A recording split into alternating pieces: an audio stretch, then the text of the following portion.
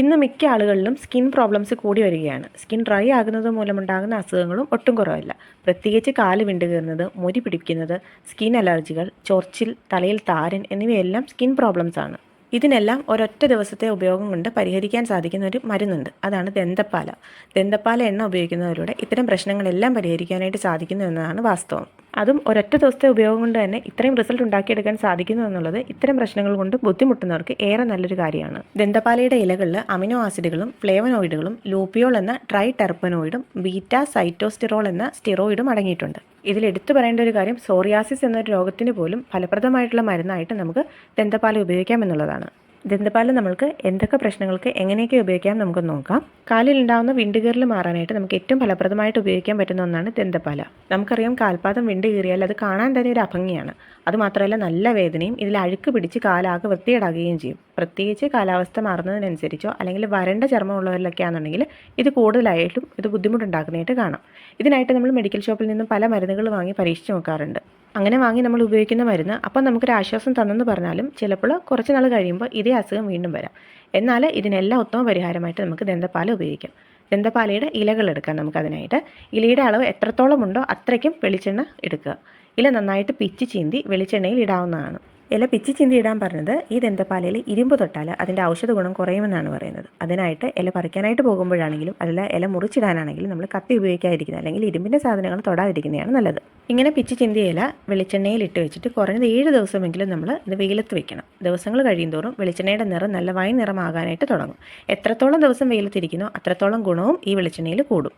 ഇങ്ങനെ വെയിലത്ത് വെച്ച് കുറഞ്ഞത് 7 ദിവസമെങ്കിലും വെയിലത്ത് വെച്ച് കളറൊക്കെ മാറി വരുന്ന വെളിച്ചെണ്ണ നമുക്ക് എടുത്തിട്ട് കാലിൽ പുരട്ടാവുന്നതാണ്. നമുക്ക് വിണ്ട് കയറുന്ന പ്രശ്നത്തിന് നല്ലൊരു സൊല്യൂഷനായിട്ട് നമുക്കിത് ഉപയോഗിക്കാം. ഇത് അടുപ്പിച്ച് പുരട്ടി കഴിഞ്ഞാൽ നമ്മുടെ കാൽപാദങ്ങൾ നല്ല മനോഹരമായിട്ട് ഇരിക്കാനായിട്ട് ഇത് സഹായിക്കും. ഇനി വിണ്ട് കയറൽ പോലെ ഉണ്ടാകുന്ന മറ്റൊരു പ്രശ്നമാണ് താരന്.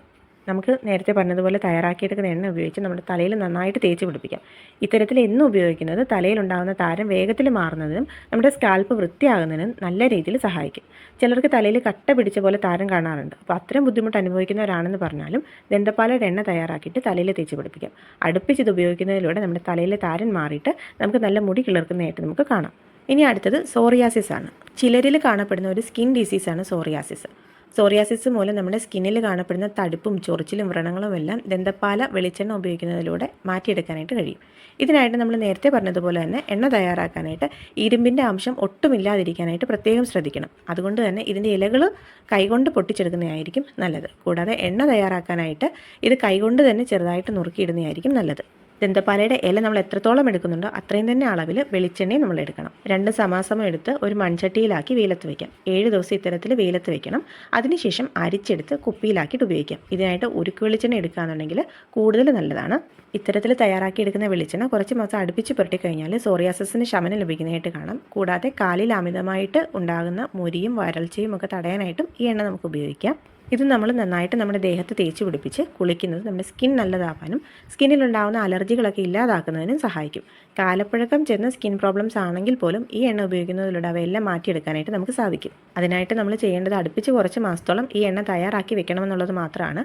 എണ്ണ ഇങ്ങനെ തയ്യാറാക്കി വെക്കുമ്പോൾ ചീത്തയായി പോകുമെന്ന് പേടിയുണ്ടെങ്കിൽ നമ്മൾ ഇടയ്ക്കിതൊന്ന് വെയിൽ കൊള്ളിച്ചാൽ മാത്രം മതി. തലയിലെ താരനോ അല്ലെങ്കിൽ സ്കിൻ ഡ്രൈ ആവുന്നത് മൂലമുണ്ടാകുന്ന ചൊറിച്ചിലും മുരിച്ചിലും സോറിയാസിസ് പോലുള്ള പ്രശ്നങ്ങൾ, കാലിൽ ഉപ്പൂറ്റി വിണ്ടുകയറൽ ഇങ്ങനെയൊക്കെയുള്ള പ്രശ്നങ്ങളുള്ളവരാണെന്നുണ്ടെങ്കിൽ ഈ ദന്തപ്പാല എണ്ണ യൂസ് ചെയ്ത് കഴിഞ്ഞാൽ ഇതിനെല്ലാം ഒരു ശാശ്വതമായിട്ടുള്ള പരിഹാരമായിട്ട് നമുക്കിതിനെ ഉപയോഗിക്കാം.